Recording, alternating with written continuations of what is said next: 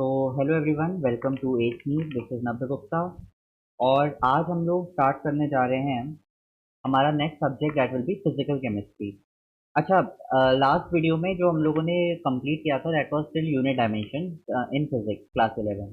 तो वहाँ पर आप लोगों ने अगर ध्यान दिया हो तो जो पहले के वीडियोस थे बेसिक मैथ्स एंड वेक्टर्स के और इसके दैट इज यूनिट डायमेंशन, उसमें कहीं ना कहीं आपको डिफरेंस फील हुआ होगा कंटेंट के वे में, क्योंकि मैंने पहले के वीडियोस में एक एक चीज़ आपको दिखाई थी, बट लेटर ऑन हमें रियलाइज हुआ कि हमें टाइम को ध्यान रखना होगा, क्योंकि वीडियोस बहुत लेंदी हो जा रहे थे, इसलिए यूनिट डायमेंशन में वीडियो को कम किया गया। ठीक है, और केवल सिलेक्टेड चीज़ों को ही लाया हूँ।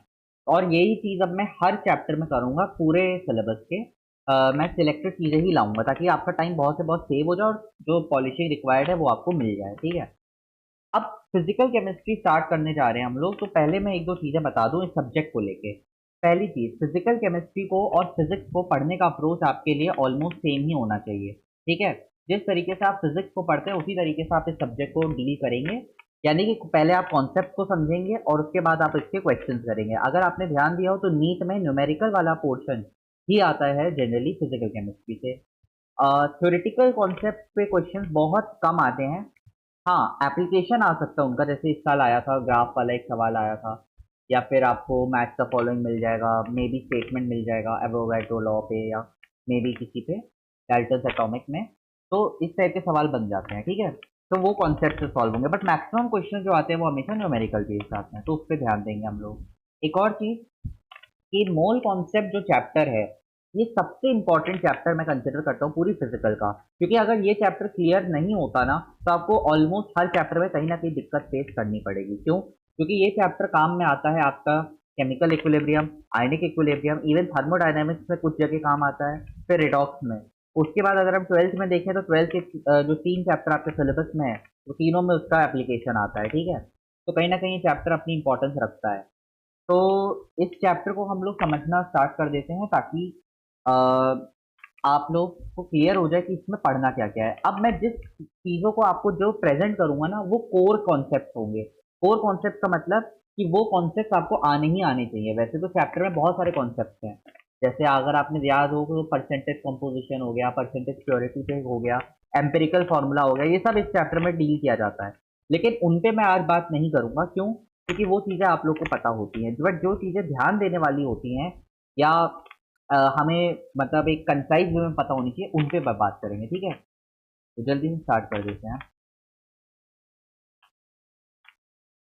ओके, सबसे पहले आपको मैं मोल का मतलब बता देता हूँ। देखो, आपको मोल को एक बहुत ही नॉर्मल चीज की तरह डील करना चाहिए। ठीक है, जैसे अगर आप बात करो क्रिकेट में, आप बोलते हो ना कि एक ओवर हो गया, दो ओवर हो गया, तो आप क्या समझते हो? एक ओवर का मतलब 6 बॉल्स, आया ना? या फिर आप बोलते हो 1 डजन, राइट? तो वो उसका मतलब होता है 12 यूनिट। तो कहने का मतलब ये है कि आपको मोल को भी वैसा ही डील करना है। कहने का मतलब अगर आपको कहीं पर भी मोल शब्द सुनाई दे तो आपके मन में ये नंबर आना चाहिए, दैट इज दिस फिगर, कि कहीं ना कहीं 6.022 इंटू 10 की पावर 23 कुछ है। Are you getting my point? कुछ ना कुछ ऐसा है जो 6.022 इंटू 10 की पावर 23 है। ठीक है, अब वो कुछ भी हो सकता है, इतने बॉल्स हो सकते हैं, इतने आपका कोई ऑब्जेक्ट हो सकता है, इतने पेंसिल्स हो सकते हैं, या फिर इतने पार्टिकल्स हो सकते हैं। ठीक है, चलो अब हम सबसे पहले डील कर लेते हैं कुछ इंपॉर्टेंट डेफिनेशंस के साथ। अब ध्यान से सुनिएगा, ये जो डेफिनेशंस वाला पोर्शन है ये आपको थ्योरेटिकली नीट के पेपर में मिल सकती हैं, साथ ही साथ कभी कभार सवाल डायरेक्ट भी आ जाता है, तो आपको हेल्प करेंगी ये चीजें। ठीक है, पहला है रिलेटिव एटॉमिक मास। देखो वर्ड पे ध्यान देंगे, वर्ड है रिलेटिव। रिलेटिव जब भी आ जाए इसका मतलब यूनिट लेस होगा, आया ना? तो कहने का मतलब ये है कि ये आपको शो करेगा कि कितना टाइम कोई चीज, अब आप मतलब आपका रिलेशन बताएगा किसी चीज को लेके। तो अब अगर आप डेफिनेशन देख लो तो आपको समझ में आ जाएगा कि कितने टाइम एक एलिमेंट का मास, एक एटम का मास इनफैक्ट, क्योंकि एटॉमिक मास की बात हो रही है, तो एक एटम का मास कितने टाइम्स हैवी है किसके। अब यार किसके है ये थोड़ा समझना पड़ेगा आपको। 1/12 ऑफ कार्बन 12 एटम।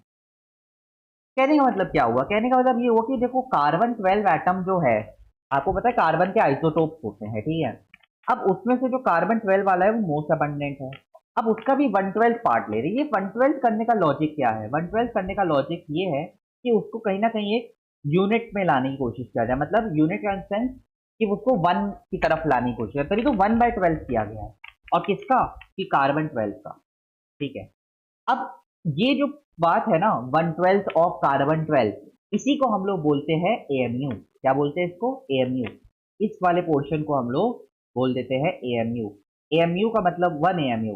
1 एएमयू का मतलब कि कार्बन 12 के एक एटम का जो मास है उसका 1/12 पार्ट आप निकालो और वो जो फिगर आएगा उसको मैं 1 एएमयू बोल दूंगा। एएमयू का मतलब होता है एटॉमिक मास यूनिट।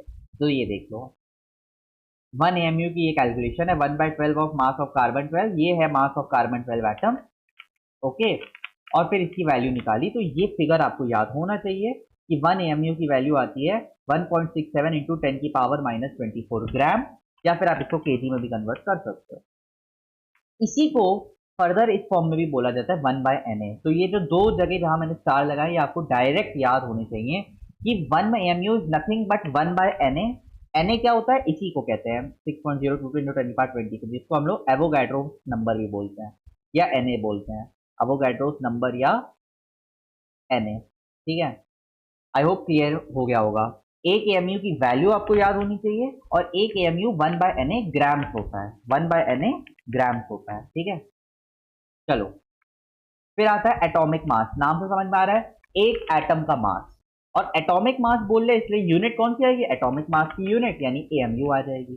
ठीक है, फिर आता है ग्राम एटॉमिक मास। अब ग्राम एटॉमिक मास का मतलब समझना, ग्राम एटॉमिक मास एक एटम का मास नहीं होता है। क्लियर है, फिर से सुनिएगा, ग्राम एटॉमिक मास एक एटम का मास नहीं होता है।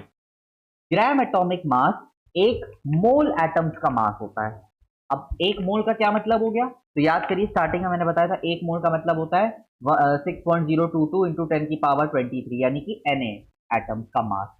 तो Na एटम्स, अब आप खुद इमेजिन करो एक एटम का मास इतना सा होगा, बहुत छोटा सा है ना, तो वो ऑब्वियसली बहुत छोटा होगा। ठीक है, लेकिन मैं बोलूं 6.022 इंटू 10⁻23 एटम्स ले लूं अगर, तो ऑब्वियसली उसका मास थोड़ा सा ज्यादा होगा। ठीक है, और वो जो फिगर आता है ना वो आता है एएमयू वाले फिगर के ही बराबर, बस यूनिट आ जाती है ग्राम की।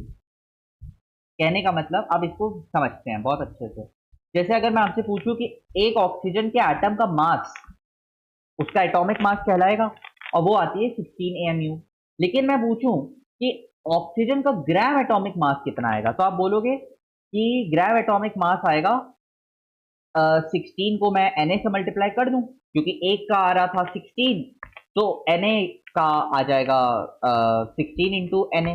ठीक है, क्योंकि ग्राम एटॉमिक किसका होता है, पूरे मोल का होता है, और मोल का मतलब क्या होता है, Na। ठीक है, फिर से बता देता हूँ, ग्राम एटॉमिक वाला जो मास होता है वो एक एटम का मास नहीं होता, वो Na एटम्स का मास होता है। Na एटम्स का मतलब 1 मोल एटम्स का मास होता है। एक मोल एटम्स का मास को ग्राम एटॉमिक मास बोलते हैं। तो उसको निकालने का तरीका वही हो गया, 16 को Na से मल्टीप्लाई कर दो और ये चीज किस में आ जाएगी, एएमयू में आ जाएगी।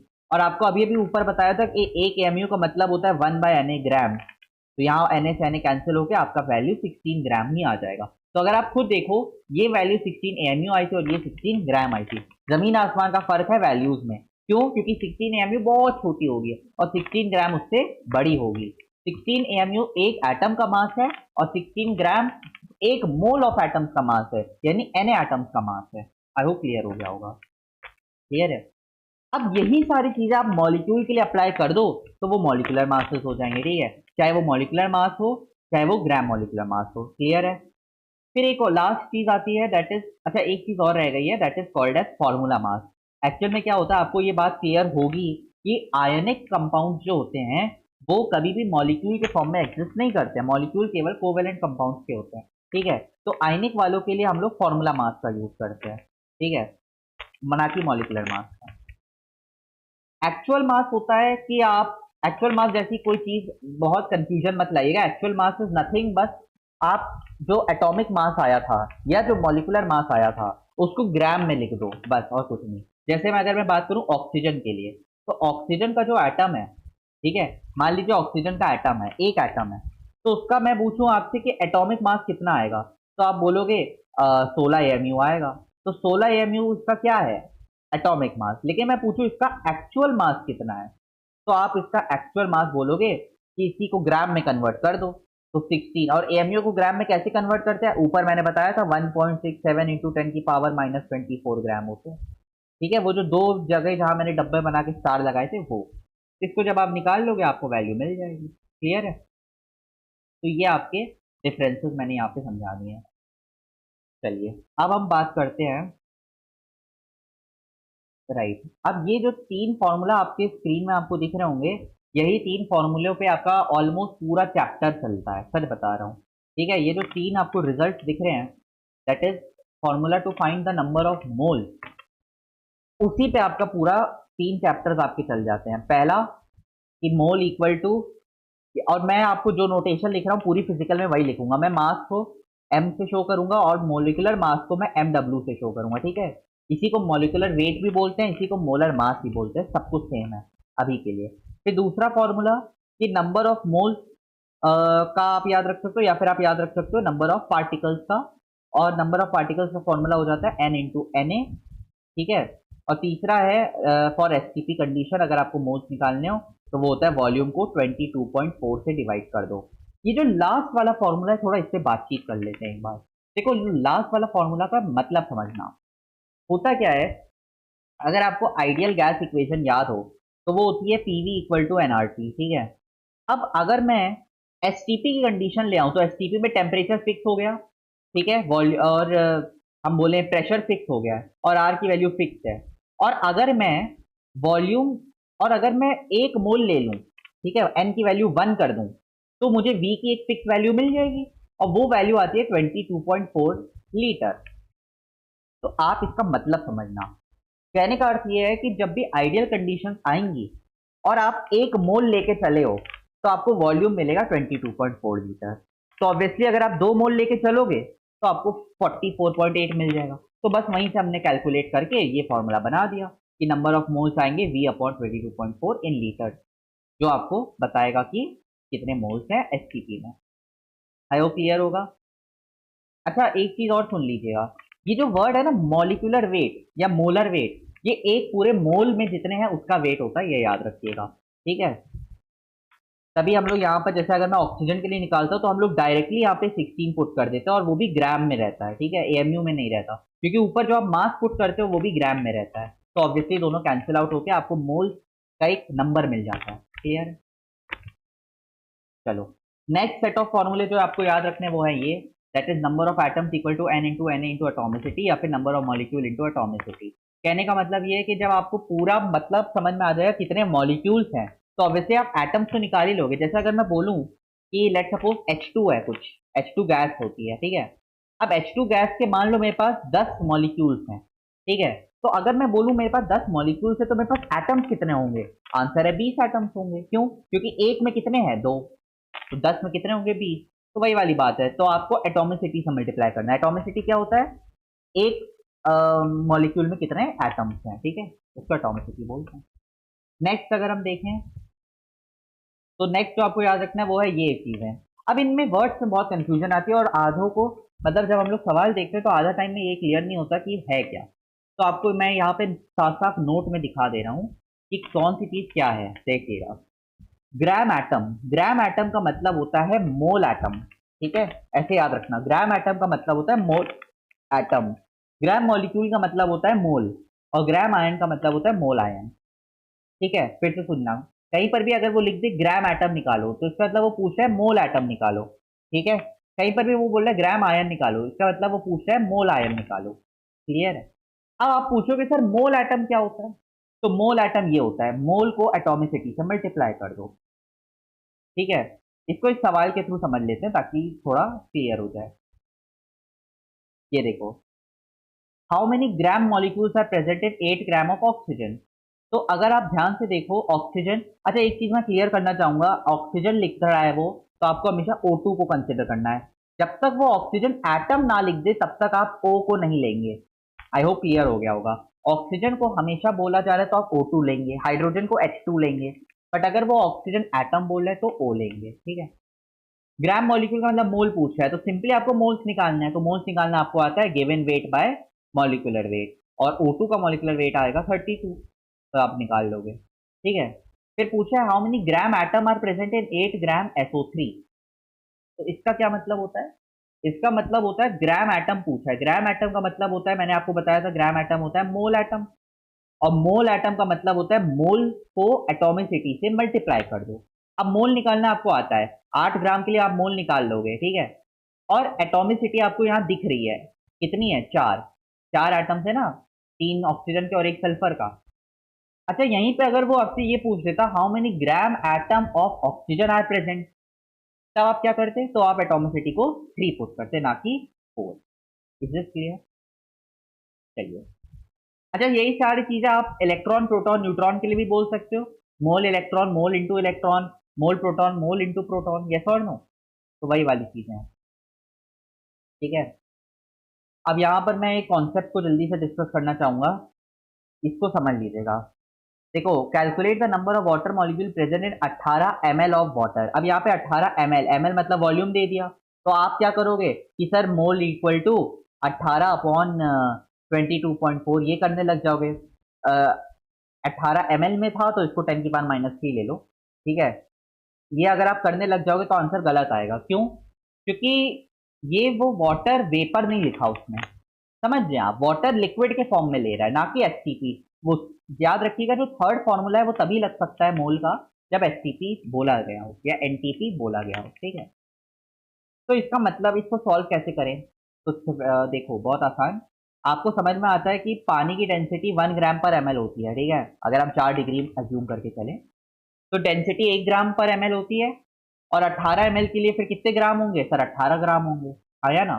तो क्योंकि आपको समझ में आ गया कि 18 ग्राम मास है, अब मास आ चुका है तो मास से मोल्स आ जाएंगे, और मोल्स आ जाएंगे तो मोल्स से मॉलिक्यूल्स तो आ ही जाएंगे, Na से मल्टीप्लाई कर दो, ठीक है। ये सारी चीजें लिंक होनी चाहिए, आपको ये चीज क्लियर होनी चाहिए। अगर वो मास दे रहा है तो मास से मोल आप निकाल लोगे, मोल दे रहा है तो मोल से आप मॉलिक्यूल्स निकाल सकते हो। वही जो स्टार्टिंग में 3 फॉर्मूले मैंने दिखाए हैं, उससे आपका सारी चीजें सॉल्व हो जाती हैं इस चैप्टर की ऑलमोस्ट, ये और नो? तो आई होप क्लियर हो गया। तो ये याद रखिएगा, ये स्पेशल केस आप तभी लगा सकते हो जब आपको डेंसिटी दी गई हो, जैसे वाटर के केस में, ठीक है। अच्छा, यहाँ पर मैं एक चीज लाया हूँ जो आपको हेल्प करेगा आगे के चैप्टर्स में भी, जैसे थर्मो में भी। वो है कि हाइड्रोकार्बन की रिएक्शंस आती हैं एग्जाम्स में, ठीक है। जिसमें जैसे ये आपको दिख रही होगी C4H10 की कंबशन रिएक्शन। तो इसको सॉल्व करने के लिए एक छोटा सा ट्रिक होती है, और वो ट्रिक ये है कि आप, जैसे आपको पता है हाइड्रोकार्बन क्या होगा, कि वो, जैसे लेट सपोज C2H6 है, तो C2H6 एक हाइड्रोकार्बन है। तो मैंने बोला कि जो कार्बन के साथ नंबर लिखा है उसको X मान लो, ठीक है। और हाइड्रोजन के साथ जो नंबर लिखा है उसको Y मान लो। Are you getting my point? Carbon के साथ जो नंबर लिखा है उसको X लिख लो और हाइड्रोजन वाले को Y। तो कुछ नहीं करना, फिर आप कंबशन करवा रहे हो तो ये चीज ऑक्सीजन से रिएक्ट करेगी, आपको रिएक्शन में मिलेगा CO2 प्लस H2O, आया ना? तो एक तरीका होता है, और वो ये है कि O2 आपको मिलेंगे X प्लस Y/4, CO2 आपको X मिलेंगे, और H2O आपको Y/2 मिलेंगे। क्लियर है? बस ये एक ट्रिक है, आप प्लीज इसको इस फॉर्म में याद रख लेना, आपको बहुत हेल्प करेंगे ये चीजें। फिर से रिपीट कर रहा हूँ, क्या है वो बात? ये आती है कि C2H6 का, या किसी भी आप हाइड्रोकार्बन कोई भी हो, एल्केन एल्कीन एल्काइन, आप किसी का भी कंबशन करवाओगे तो आपको उसको CHHY के फॉर्म में आप लिख सकते हो। फिर उसको आप इस फॉर्म में बैलेंस करोगे, जो आपको मैं यहाँ पे दिखा रहा हूँ, ये इसका फॉर्म है, ठीक है। तो आपको समझ में आ रहा है O2 कितने आएंगे? X plus Y/4, CO2 X आएंगे और H2O Y/2 आएंगे, ठीक है। आई होप क्लियर हो गया होगा इतना। चलिए, अब मैं यहाँ पे 2 कैटेगरी ऑफ क्वेश्चंस ला रहा हूँ, और उन 2 फॉर्म ऑफ क्वेश्चन जो हाइड्रोकार्बन वाले पोर्शन से पूछे जाते हैं। पहला ये वाला, देखो, जब भी क्वेश्चन में लिखा हो मिक्सचर ऑफ हाइड्रोकार्बन, जैसे यहाँ पे मिक्सचर था 2 का, ठीक है, और उन्होंने टोटल आपको 18 लीटर CO2 दी थी, तो आपको बताना था कि कितना लीटर ये वाली गैस है और कितना लीटर ये वाली गैस है। तो एक को X मान लो, दूसरे को 6 - X के फॉर्म में लिख दो, फिर आप लगा दो बैलेंसिंग। अब आप बैलेंसिंग यहाँ पे कर लोगे भाई, जैसे आपको पता है, मतलब बिना X के, मतलब इतने पोर्शन को तो आप बैलेंस कर ही लोगे ना। ये जो इतना पोर्शन दिख रहा है आपको, आई रिपीट अगेन, मैंने बोला कि आप एक को X मान लो, एक को Y मान लो, और जनरल इक्वेशन को लिख के बैलेंस कर दो, ठीक है। अब आप क्या करो, आपको समझ में आ रहा है कि जब यहाँ एक C2H6 होता है तो मुझे 2 CO2 मिलती, तो X होंगी तो मुझे 2X मिलेंगी, तो यहाँ 2X लिख दो। वैसे या दूसरे के लिए भी कर दो कि एक होता तो मुझे 5 मिलता, 6 माइनस एक्स है तो इतना मिला। अब दोनों को ऐड कर दो और 18 की इक्वल कर दो, क्योंकि टोटल आपको 18 लीटर मिली थी CO2, और आप एक्स के लिए सॉल्व कर दो। क्लियर है? आपका आराम से सॉल्व हो जाएगा। दूसरा कैटेगरी ऑफ सवाल जो आता है वो ये वाला है, दैट इज कि 10 litre of unknown hydrocarbon on complete combustion give 30 litre CO2 and 40 litre H2O। तो आपको हाइड्रोकार्बन का फॉर्मूला प्रेडिक्ट करना है। ये बहुत फेमस क्वेश्चन है, ठीक है। तो बहुत आसान, अगेन मैं, आप अगर बैलेंसिंग को ध्यान से देखो तो CO2 कितना मिलता है, x के बराबर मिलता है, और H2O कितना मिलता है, y/2 के बराबर मिलता है। और क्वेश्चन में हमको किसकी वैल्यू दी होती है, x और y की तो वैल्यू दी होती है। तो आप शॉर्टकट लगाओ। आप यहाँ पे मैंने एक शॉर्टकट लिखा है, 10 लीटर के लिए आपको 30 लीटर CO2 मिल रहा है, तो 1 लीटर के लिए आपको 3 कार्बन मिल जाएंगे, हाँ या ना? क्योंकि ये x, यहाँ पर भी x होता है, यहाँ पे भी x होता है। वैसे ही आपको 10 लीटर के लिए 40 लीटर H2O मिल रहा है, तो 1 लीटर के लिए 4 H2O मिल जाएंगे, हाँ या ना? भाई 10 लीटर के लिए आपको 40 लीटर H2O मिलता, क्वेश्चन में बोला गया, तो 1 लीटर लेते तो 4 H2O के हम बोले वेपर्स मिल जाते। तो H2 कितने मिलते सर, 8 मिल जाते, क्योंकि 2 से मल्टीप्लाई हो जाएगा। तो ऑब्वियसली आप इसको फॉर्मूला क्या मिल जाएगा आपको, C3H8। यहाँ पे आप देख लो, ये शॉर्टकट आपको इसी से सॉल्व भी करना है, और जनरली इसी फॉर्म में सवाल आता है ये वाला। तो ये दो फॉर्म्स जो मैंने आपको दिखाए सवालों के, वो आपको क्लियर होने चाहिए। एक मिक्सचर वाला, मिक्सचर वाले को आपको एक को x मानना है और दूसरे को जो बचा उतना मान लेना है, और दूसरा ये वाला फॉर्म जिसमें आपको हाइड्रोकार्बन का फॉर्मूला प्रेडिक्ट करना होता है। तो ये आप इस शॉर्टकट वाले मेथड से करोगे हमेशा। आई होप क्लियर हो गया। चलिए अब हम बात कर लेते हैं जल्दी से कंसेंट्रेशन टर्म्स के बारे में। देखो, अगर आप पेज के लेफ्ट हैंड साइड पे आए तो आपको क्लियर हो जाएगा। एक सेकेंड, हाँ, यस। अगर आप यहाँ पर ध्यान दें तो वैसे तो कंसेंट्रेशन टर्म सोल्यूशन चैप्टर में पढ़ते हैं हम लोग, बट यहाँ पर भी मैं उनको डिस्कस कर देता हूँ, क्योंकि मोलैरिटी मुझे बेसिकली पढ़ाना है। तो मोलैरिटी पे जाने से पहले मुझे बाकी भी बताने होंगे। आपको वर्ड टू वर्ड डेफिनेशन याद होनी चाहिए। पहला, बाय वेट। तो परसेंटेज बाय वेट का मतलब होता है, जैसे मैं बोल रहा हूँ वैसे ही याद भी रखिएगा, weight of solute upon weight of solution in grams. Clear है? Weight of solute upon weight of solution in gram. या फिर अगर वो वाला फॉर्म नहीं याद रखना तो ये याद रख लो, इस फॉर्म में ये जो एग्जांपल दिख रहा है, कि अगर मैंने बोला कि आपके पास 5% W/W का सोल्यूशन है, तो इसका क्या मतलब हुआ कि 5 ग्राम सोल्यूट प्रेजेंट है 100 ग्राम सोल्यूशन में। ठीक है? वही चीज आती है आपकी परसेंटेज V/V में भी। इसमें कुछ नहीं होता, यही चीजें ml में चलती है। तो आप बोल दोगे, मान लो मेरे पास है 5% V/V का सोल्यूशन, तो आप बोलोगे 5 ml सोल्यूट प्रेजेंट है 100 ml सोल्यूशन में। ध्यान रखना, नीचे सोल्यूशन ले रहे हैं हम लोग, ना कि सॉल्वेंट। क्लियर है? आई होप इतना समझ में आया। फिर एक पार्ट्स पर मिलियन होता है, पार्ट्स पर मिलियन, यही चीज अगर आप 10⁶ के साथ कर दो, बस इतना इंपॉर्टेंट नहीं होता। अब जो नेक्स्ट चीज लिख रही है आपको स्क्रीन में, वो पूरी फिजिकल केमिस्ट्री का मेरे पर्सनल एक्सपीरियंस से सबसे इंपॉर्टेंट चीज है, ये आपको हर जगह दिखेगी, और इसी का दूसरा नाम है कंसेंट्रेशन। मतलब अगर आपको कंसेंट्रेशन की बात कर रहा है तो एक तरीके से वो मोलैरिटी की ही बात कर रहा होता है, 99%। ठीक है? बाकी 1% ऐसा हो सकता है कि वो नॉर्मेलिटी की बात कर रहा हो या मोलैलिटी की बात कर रहा हो, यस और नो। तो वो चीजें भी होती हैं, बट जनरली वो कंसेंट्रेशन वर्ड लिखकर मोलैरिटी को रेफर करता है। Is this clear? अब समझना, इसकी डेफिनेशन बहुत आसान है। यहाँ पर हमने दोनों चीजों को मिक्स किया। मोलैरिटी, मोलैरिटी आ रहा है, इसका मतलब मोल्स को यूज कर रहे होंगे, और सोल्यूशन के लिए पढ़ रहे हैं, कंसेंट्रेशन टर्म्स पढ़ रहे हैं, इसलिए वॉल्यूम को यूज करेंगे। तो बहुत आसान, ये आपको डब्बे में दिख रहा होगा, number of moles of solute upon volume of solution in litres. ये याद रखना, number of moles of solute upon volume of solution in litres होना चाहिए। बट अगर ml में ले ले तो आप ऊपर 1000 से मल्टीप्लाई कर दो, ताकि वो लीटर में कन्वर्ट हो जाए। वैसे ही इसका भाई एक होता है, दैट इज मोलैलिटी। शब्द बहुत मिलते जुलते हैं। तो मोलैलिटी का मतलब होता है, मोलैलिटी सबसे हटके है। क्यों है, अभी बताता हूं। इसकी डेफिनेशन देखना, number of moles of solute present in 1 kg solvent.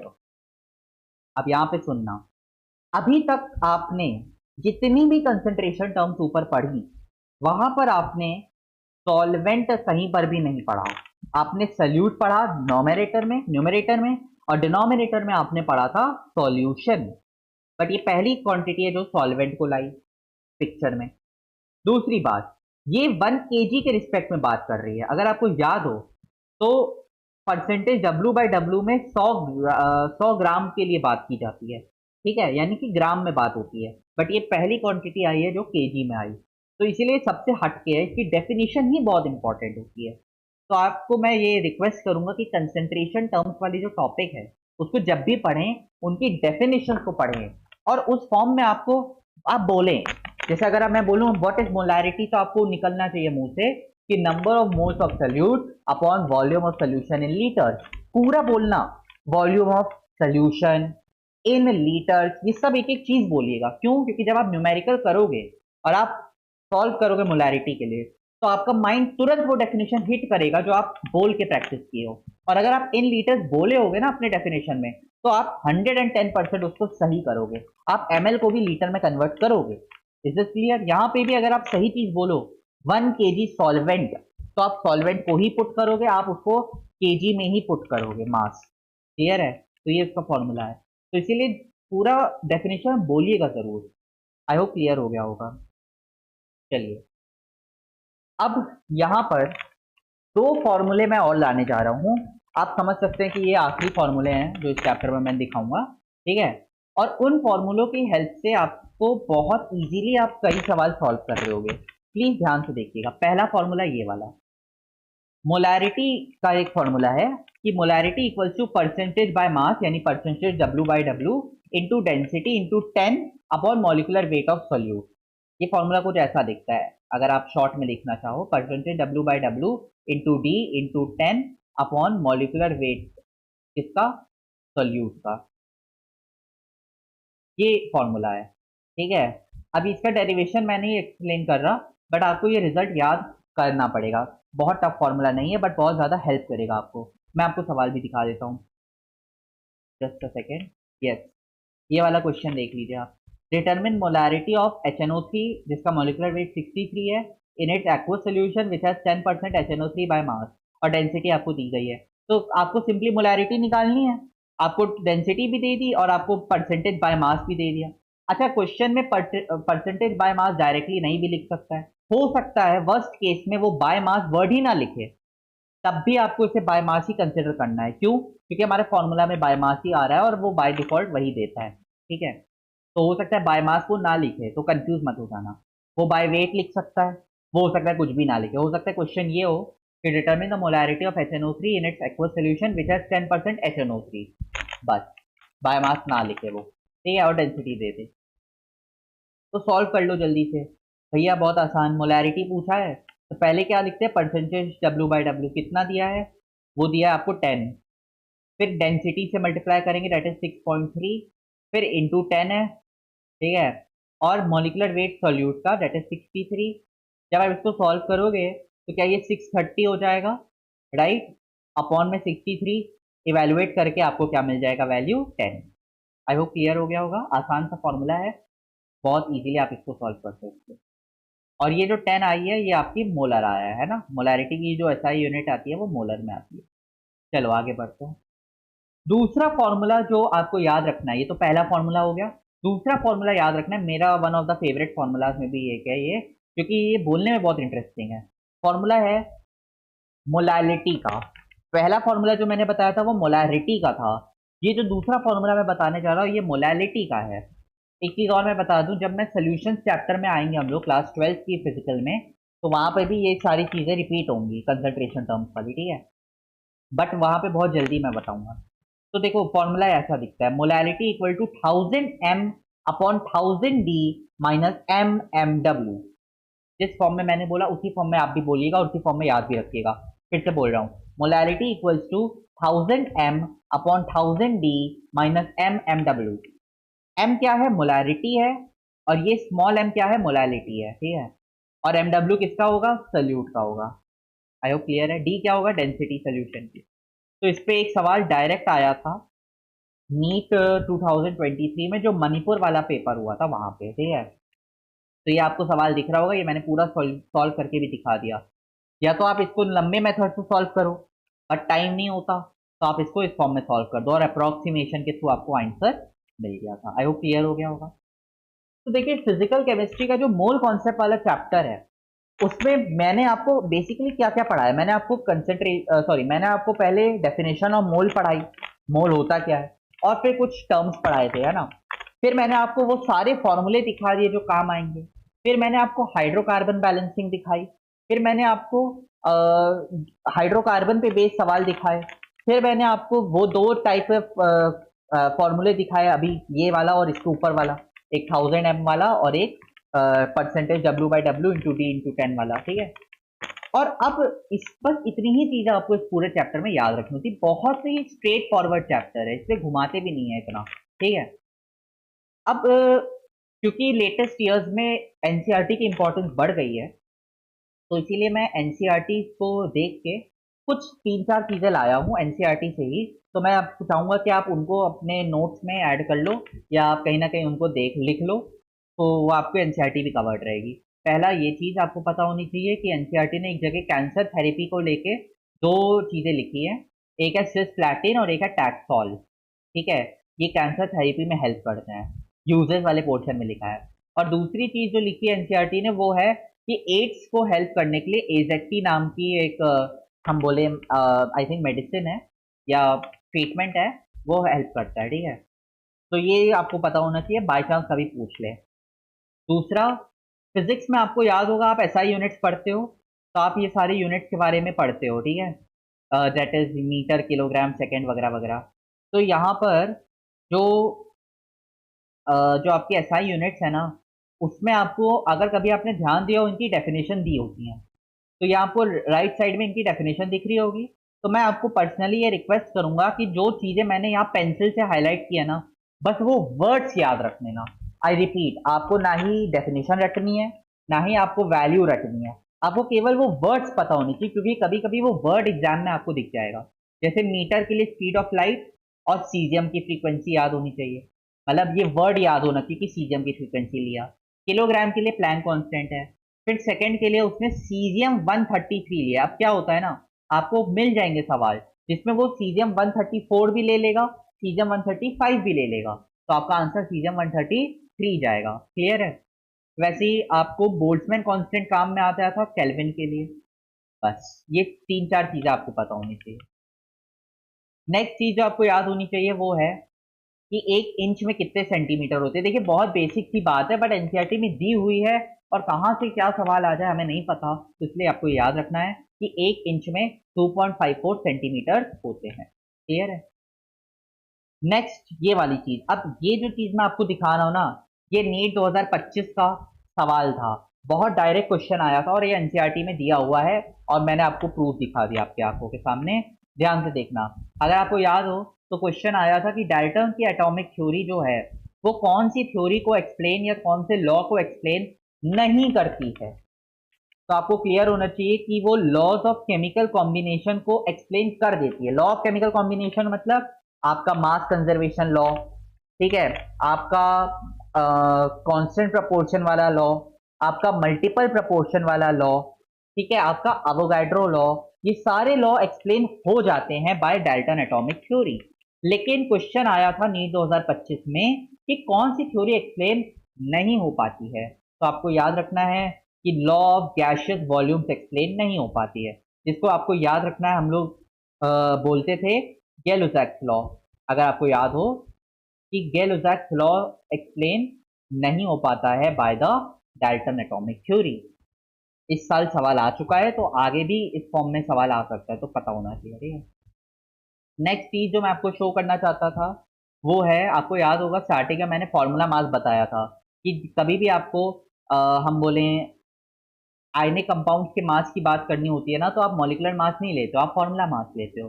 तो formula mass basically ionic compound के होते हैं। जैसे ये सोडियम क्लोराइड, ये देखिए सोडियम क्लोराइड जो होता है वो एक्चुअली लैटिस के स्ट्रक्चर में एग्जिस्ट करता है। ये सारे आयंस हैं, ठीक है, ये सारे आयंस हैं। जैसे ये सोडियम का पॉजिटिव और ये क्लोरीन का नेगेटिव, ऐसे। क्लियर है। इस फॉर्म में ये अरेंज होते हैं। तो ये यहाँ पे एक लाइन दी हुई है जो मैंने यहाँ पे स्टार मार्क करी है पेंसिल से, उसको प्लीज याद रखना। कि एक सोडियम क्लोराइड में के लैटिस में, मतलब एक सोडियम प्लस का आयन 6 Cl- के आयन से सराउंडेड होता है एंड वाइस वर्सा। क्लियर है? प्लीज इस फैक्ट को याद रखिएगा। आई रिपीट, एक सोडियम प्लस का आयन 6 Cl- के आयन से सराउंडेड हो जाता है एंड वाइस वर्सा। क्लियर है? Last but not the least, आपको याद होगा फिजिक्स में यूनिट डायमेंशन में हम लोगों ने सिग्निफिकेंट फिगर्स और उन पे कैसे मल्टीप्लिकेशन डिवीजन करते हैं, एडिशन सब्ट्रैक्शन करते हैं, कैसे डायमेंशनल एनालिसिस करते हैं, पिछले चैप्टर में बात की थी। तो ये जो चैप्टर है ना आपका मोल कॉन्सेप्ट, इसकी एनसीईआरटी ने ये सारी चीजें दी हुई हैं। तो कभी आपको सवाल मिल जाए केमिस्ट्री वाले पोर्शन में तो कंफ्यूज मत होना, बिल्कुल सेम चीज है जो आप फिजिक्स में पढ़ते हो। ठीक है? तो मैं यहाँ पढ़ाऊंगा तो नहीं ऑब्वियसली, क्योंकि फिजिक्स में ऑलरेडी वो बता दिया है, बट मैं आपको सवाल दिखा देता हूँ कि देखिए नीट 2022 में जो रीनीट का पेपर हुआ था उसमें क्वेश्चन आया था।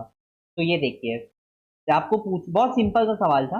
आपको यहाँ पे लिखा है कि डेंसिटी आपको दे दी गई है, आपको मास निकालना है। ठीक है? डेंसिटी आपको दे दी गई है, मास निकालना है और ये वॉल्यूम आपको दे दिया गया है और करेक्ट सिग्निफिकेंट फिगर्स में निकालना है। तो आपको पता है कि डेंसिटी होता है मास बाय वॉल्यूम। आपको पूछा मास क्या है, तो मास होता है डेंसिटी इंटू वॉल्यूम। तो आपको इन दोनों को मल्टीप्लाई करना है और आपको याद होगा जब भी दो क्वांटिटीज मल्टीप्लाई होती हैं तो आप क्या देखते हो? लीस्ट सिग्निफिकेंट फिगर्स देखते हो। आया ना? तो देखो यहाँ पे कितने सिग्निफिकेंट फिगर्स है सर? 3 सिग्निफिकेंट फिगर्स है। यहाँ पे कितने हैं? 2। तो आंसर कौन सा जाएगा? आंसर वही जाएगा जिसमें 2 सिग्निफिकेंट फिगर्स हो। तो सेकंड ऑप्शन में 2 सिग्निफिकेंट फिगर्स है। आई होप क्लियर हो गया होगा। ये आपको फिजिकल केमिस्ट्री में भी डिस्कस किया गया, इसीलिए केमिस्ट्री में पूछा है। आई होप आपको एनसीईआरटी की इंपॉर्टेंस दिख रही होगी। तो अगर आप फिजिकल की एनसीईआरटी नहीं भी पढ़ पा रहे हो ड्यू टू सम रीजन, तो कोई दिक्कत की बात नहीं है, मैं अपने वीडियोस में ऑलरेडी एनसीईआरटी को लाता रहूंगा ताकि आपकी हेल्प हो जाए। ठीक है? तो इसी के साथ हम लोगों ने फिजिकल केमिस्ट्री का पहला चैप्टर, जिसको मैं पर्सनली मोस्ट इंपॉर्टेंट मानता हूँ, मोल कॉन्सेप्ट को क्लियर किया और समाप्त किया है। ठीक है?